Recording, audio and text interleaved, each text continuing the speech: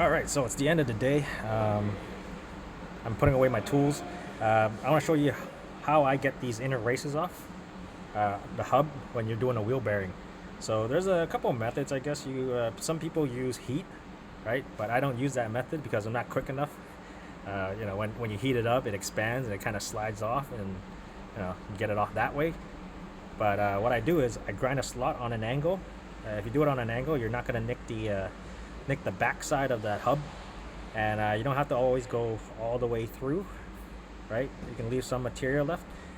Once you grind that off, you get yourself a chisel, right? You stick it in between and you hit it, and what it does is it'll split it, it'll crack, and this thing will slide right off. You can see that crack there.